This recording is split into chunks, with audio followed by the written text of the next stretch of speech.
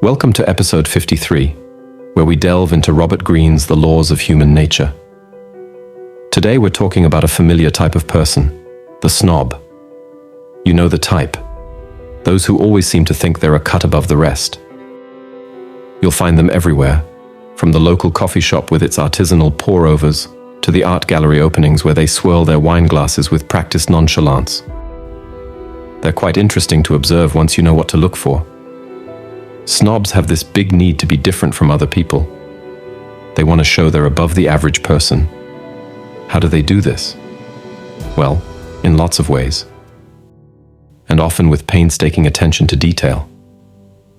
Some snobs act like they know everything about fancy stuff. They might talk endlessly about fine wines, pointing out the notes of blackberry and leather in a Bordeaux, or waxing poetic about the crumb structure of an artisanal sourdough.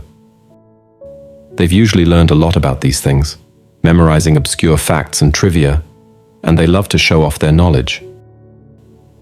You might catch them at a dinner party, holding court about the proper way to taste olive oil or the superiority of single-origin coffee beans.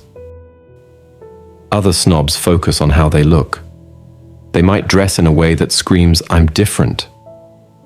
Maybe they have tattoos they claim are more unique than anyone else's, not just any old butterfly, but a rare Madagascan moth inked in UV-reactive ink.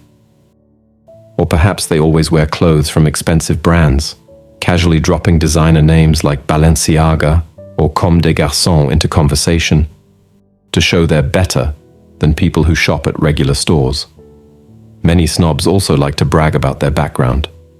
They might tell stories about coming from an exciting family or having famous ancestors. Oh, did I mention my great-aunt once danced with Hemingway in Paris? Everything about them, according to them, is special and out of the ordinary. They might casually mention their summers in the Hamptons or their winters in Gstaad, as if everyone jets off to exclusive resorts several times a year. But here's the funny thing. A lot of times, these stories aren't true. The text gives us some examples.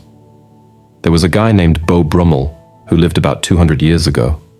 He acted super posh and elite, dressing in elaborate outfits that took hours to put on.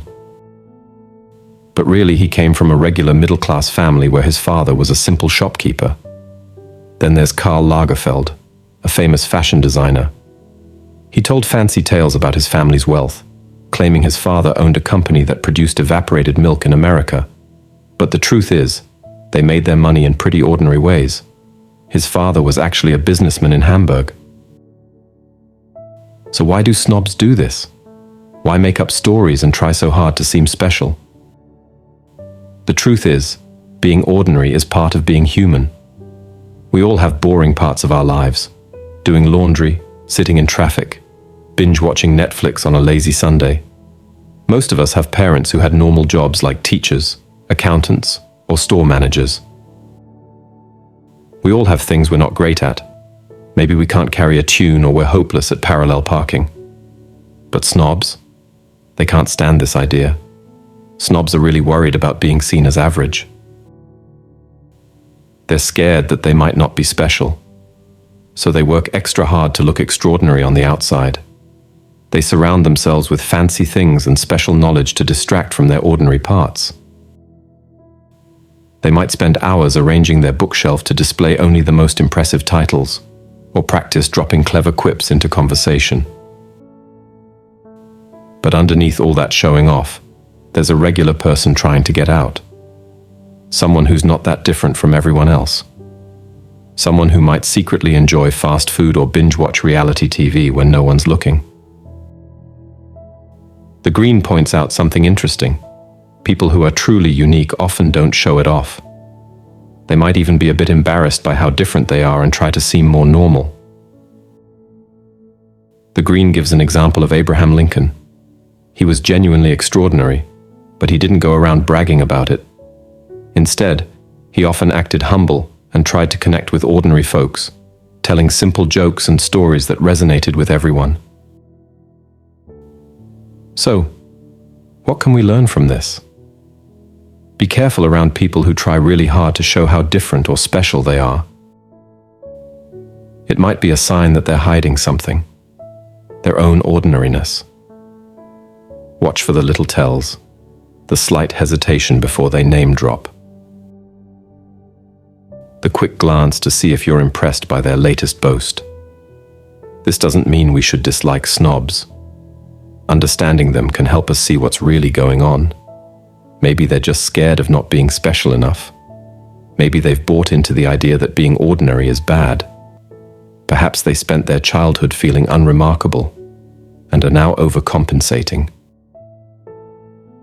In the end, we're all a mix of ordinary and extraordinary. The truly confident people are okay with both parts of themselves. They don't need to put on a show to prove their worth.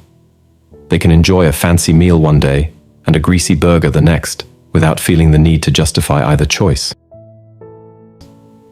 Next time you meet someone who's always bragging or trying to seem super unique, remember this. They might just be struggling with the same fears and insecurities we all have. And that, in itself, is a very ordinary, very human thing. Maybe they just need a friend who sees past the facade and appreciates them for who they really are, extraordinary in their very ordinariness. We're now accepting likes as donations. Your support gives us the motivation to create high-quality content just for you. If something resonated with you, we'd love to hear about it. Share your thoughts and personal experiences in the comments below. Your insights might just help someone else. Now, something important. Make it a habit to learn something valuable every day. The content you consume is like food for your brain, so be intentional about what you watch. Remember, the algorithm is designed to influence your thoughts. Don't let it control you. And lastly, don't forget to subscribe.